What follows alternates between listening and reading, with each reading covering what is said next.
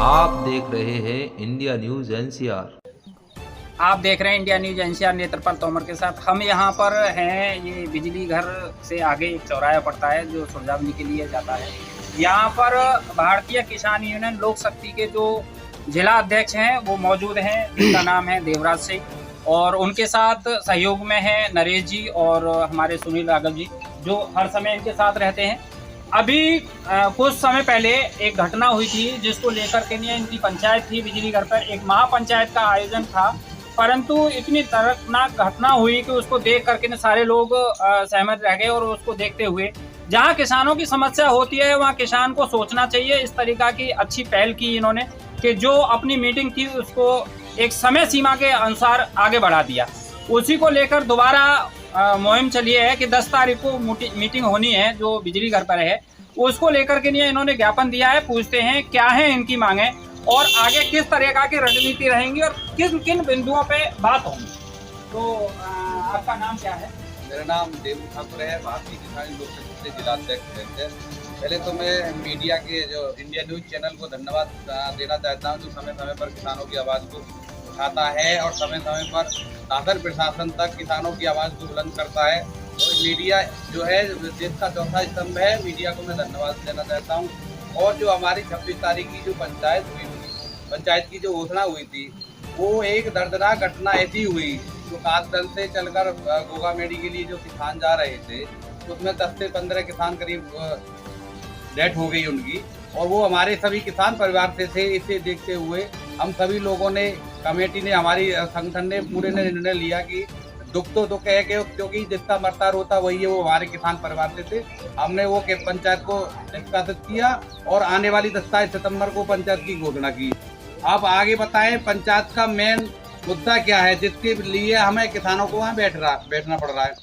बैठना इसलिए पड़ रहा है जी, जो सरकार ने हमारे लिए योजना बनाई है, सरकार ने हमारा जो सिस्टम है वो सिस्टम पूरी तरह से यहाँ पर धराशायी है। जिले में कोई भी सिस्टम काम करने को तैयार नहीं है। आप तहसील में पहुंच जाए, बिजली विभाग में पहुंच जाए, सिंचाई विभाग में पहुंच जाए, पीडब्ल्यू विभाग, कोई भी विभाग हो, और सबसे ज्यादा भ्रष्टता बैंकों में हो रही है। यहाँ बैंक का जो मैनेजर है पुनी का, वो तो योगी मोदी जी को भी नहीं मानता है, वो मुख्यमंत्री जी को कौन मुख्यमंत्री जो हम कहेंगे वो होगा। और उसके जो अभद्रता है, जो भ्रष्टता है, वो चरम सीमा पर है, जिसके लिए हम पंचायत भी कर रहे हैं। दूसरा मुद्दा है हमारा जो अरनिया बिजली घर है, जो बिजली घर कम से कम 20 से 22 गाँवों को जोड़ता है, ये बिजली घर बंद हो जाता है, जिसके कारण लोगों को पूरी रात बिना बिजली के रहना पड़ता है। जब सरकार ने हमें 18 से 20 घंटे के ऑर्डर कर रखे हैं बिजली के, और पूरी रात बेचारे किसान गर्मी में पड़े रहते हैं, मच्छर खाते रहते हैं, बीमार आदमी गर्मी में पड़ा रहता है। उसे देखते हुए हमने पहले भी एक ज्ञापन दिया था, धरना प्रदर्शन किया था, पर बिजली विभाग के कान पर जू नहीं होंगी है। इस समय हम सभी लोग यहाँ पर धरना प्रदर्शन करेंगे।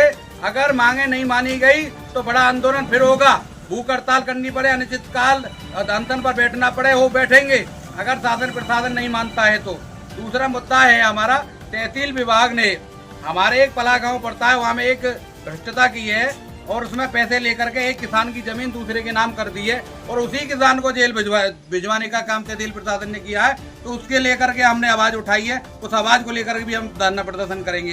तीसरा हमारा जो यहाँ अरनिया थाना जो पड़ता है, यहाँ के नजदीक जो कुछ पुलिस अधिकारी जो है वो किसानों को परेशान करते हैं, और चौराहे पे खड़े होकर अगर इधर से उधर किसान जाता है उसका चालान काटते हैं।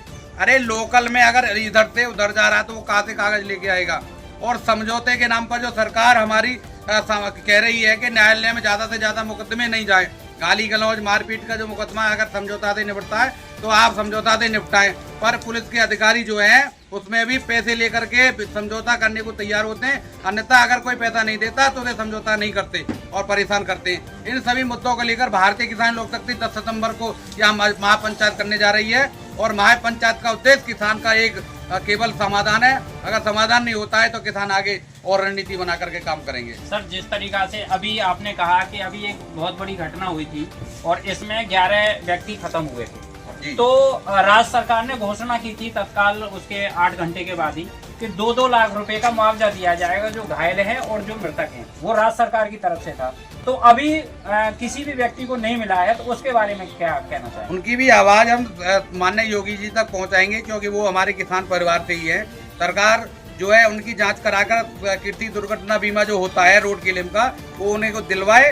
2-2 लाख रुपए की जो राज्य सरकार ने घोषणा की है वो राशि भी उन्हें दिलवाए, क्योंकि उस राशि देने से भी उनका भला होने वाला नहीं है। जिस परिवार का भाई, जिस परिवार का मुखिया वो चला गया, वो परिवार पूरी तरह से नष्ट हो गया। और हम सरकार से मांग करते हैं कि जैसे कि दादा परदादा के नाम पर जमीन चली आ रही है, और वो अगर उसका बच्चा या नाती कोई दुर्घटना में क्षतिग्रस्त हो जाता है तो उनको बीमा का लाभ नहीं मिल पाता है। हमारा मोदी जी से और योगी जी से ये अनुरोध है कि उनको भी, परिवार के जितने भी सदस्य हैं वो भी किसी भी भूमि में सभी शामिल होते हैं, सभी काम करते हैं, उनको भी कृषि दुर्घटना बीमा का लाभ मिलना चाहिए।